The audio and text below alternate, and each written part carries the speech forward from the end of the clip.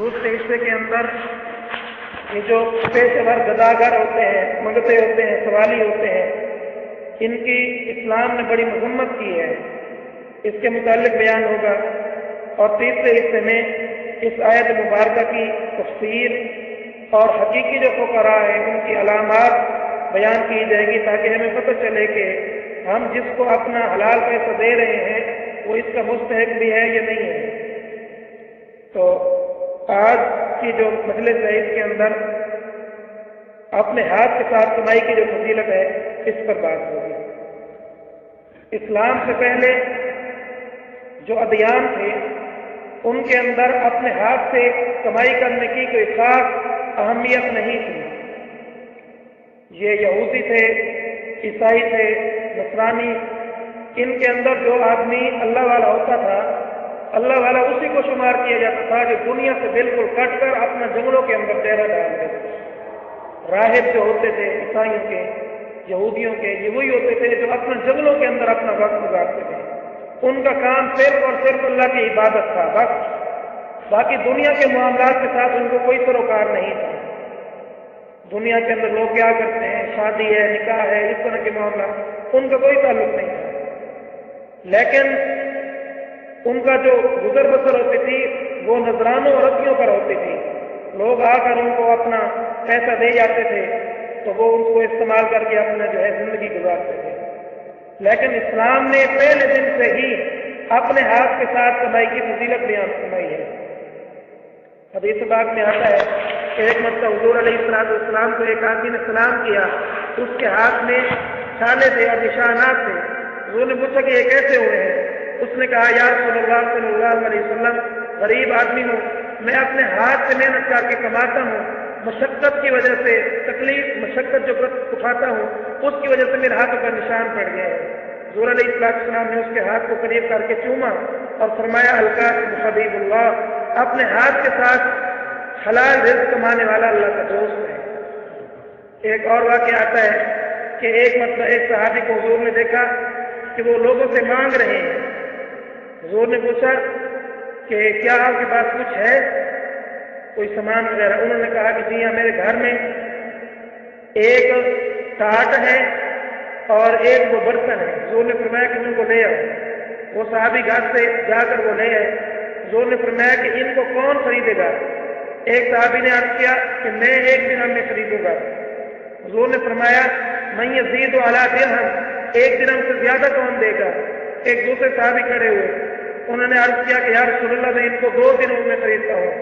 حضور نے 2 درہم اس سے لے لیے اور یہ دونوں چیزیں، وہ ٹاٹ جو نیچے بچھایا جاتا ہے اور برتن، وہ اس کے حوالے کر دیا اور 2 درہم اس سے لے کر اس آدمی کو دیے، اس صحابی کو دیے اور فرمایا کہ جاؤ 1 درہم سے بازار سے جا کر 1 درہم کے بدلے میں اپنے لیے اپنے بچوں کے لیے کھانا خریدو اور دوسرے درہم کی ایک کلاڑی لے لو اور لکڑیاں کاٹ کر محنت کر کے اپنا پیٹ پالو۔ وہ صحابی 2 درہم لے کر گئے، 1 درہم سے کھانا خریدا، اپنے گھر والوں کو دیا، پھر کلاڑا لیا، حضور کی خدمت میں حاضر ہوئے۔ حضور علیہ السلام نے کلاڑی کا جو دستہ ہوتا ہے لکڑی کا، وہ اپنے ہاتھ سے ڈالا اس کے اندر اور کلاڑی اس صحابی کو دی اور فرمایا کہ جاؤ جنگل سے لکڑیاں کاٹو اور اسی پر اپنی گزر بسر کرو۔ 15 دنوں کے بعد جب وہ صحابی حضور کی خدمت میں حاضر ہوئے تو وہ بڑے خوشحال تھے، مسکرا رہے تھے۔ حضور علیہ السلام نے ان کو دیکھا تو پوچھا کہ کیا ہوا؟ تو انہوں نے پھر عرض کیا کہ یا رسول اللہ صلی اللہ علیہ وسلم، میں اپنے ہاتھ سے محنت کر کے کماتا ہوں اور مجھے اللہ رب العزت نے بڑی فراوانی عطا فرمائی ہے۔ حضور علیہ السلام نے یہ سن کر خوشی کا اظہار فرمایا اور آپ نے فرمایا حقیر سے حقیر پیسہ اختیار کرنا یہ سوال کا ہاتھ دراز کرنے سے بہتر ہے۔ ایک حدیث پاک میں حضور علیہ السلام کا فرمان ہے الید العلیٰ خیر من الید السفلیٰ، جو اوپر والا ہاتھ ہے وہ نیچے والے ہاتھ سے بہتر ہے۔ اوپر والے ہاتھ سے مراد ہے جو صدقہ خیرات دیتا ہے، نیچے والا ہاتھ وہ ہے جو لیتا ہے، کیونکہ ہم کسی کو یوں دیتے ہیں تو وہ نیچے ہاتھ کر کے لیتا ہے۔ حضور نے فرمایا جو اوپر والا ہاتھ ہے، یعنی جو ہاتھ اپنی کمائی کر کے صدقہ خیرات کرتا ہے، یہ ہاتھ اس ہاتھ سے بہتر ہے جو نیچے ہو کر لوگوں سے صدقات وغیرہ وصول کرتا ہے۔ ایک حدیث پاک میں حضور علیہ السلام کا فرمان ہے جو آدمی رزق کے حلال کی تلاش کرتا ہے اس لیے تاکہ کسی کے سامنے اپنا سوال کا ہاتھ دراز کرنے سے بچ جائے۔ حضور نے فرمایا قیامت کے دن یہ انبیاء، صدیقین اور شہداء کی طرف ہو جائے۔ ایک حدیث سے بات حضور علیہ السلام مسلمان ہے، طلب کسب الحلال فریضۃ بعد الفریضہ، کہ حلال کمائی کرنا یہ بھی فرض کے بعد ایک فرض ہے۔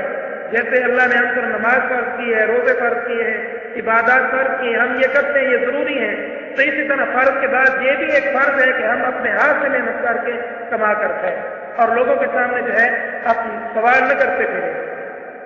قرآن پاک کے اندر اللہ رب العزت کا فرمان ہے، فَإِذَا قُضِيَتِ الصَّلَاةُ فَانتَشِرُوا فِي الْأَرْضِ وَابْتَغُوا مِنْ فَضْلِ اللَّهِ، کہ جب تم جمعہ کی نماز سے فارغ ہو جاؤ، نماز پورا جمعہ کی نماز ہے، تو جو بھی عبادت ہو، جب تم عبادت سے فارغ ہو جاؤ، نماز سے فارغ ہو جاؤ، تو پھر زمین کے اندر پھیل جاؤ اور اللہ کا فضل تلاش کرو۔ اللہ کا فضل اس سے مراد ہے رزق، تو رزق کے تلاش کرنے کا اور کمائی کا اللہ نے بھی حکم دیا ہے، اور حضور علیہ السلام نے بھی اس کا حکم دیا ہے اور اس کی جو ہے فضیلت بیان فرمائی ہے۔ صاحب کا انبیاء کرام علیہ السلام کے بارے میں آتا ہے کہ انبیاء کرام اپنے ہاتھ کے ساتھ جو ہے کمائی کر کے رزق جو ہے وہ حاصل کیا کرتے تھے۔ کوئی نبی جو ہے زیرہ بناتے تھے، حضرت داؤد علیہ السلام کے بارے میں آتا ہے کہ زیرہ جو جنگ کے اندر لباس پہنا جاتا ہے وہ بناتے تھے اور کسی پر ان کی گزر بسر ہوتی تھی۔ کوئی جو ہے سوئی دھاگا اس کا کام کرتے تھے اور کوئی کچھ کام، یعنی انبیاء کرام علیہ السلام کوئی نہ کوئی کام ضرور کرتے تھے اور اس کے ذریعے سے انہوں نے جو ہے اپنی معاش کو بہتر کیا ہوا ہے۔ حضور علیہ السلام نے بھی بکریاں چرائی ہیں اور آپ نے جو ہے مزدوروں کی حوصلہ افزائی فرمائی ہے، ان کو جو ہے ترغیب دی ہے کہ آدمی جو ہے اپنے خود ہاتھ سے محنت کر کے کھائے، کسی کے سامنے دست سے سوال دراز نہ کرے۔ تو یہ فضیلت ہے جو اسلام نے اپنی کمائی پر جو ہے بیان فرمائی ہے۔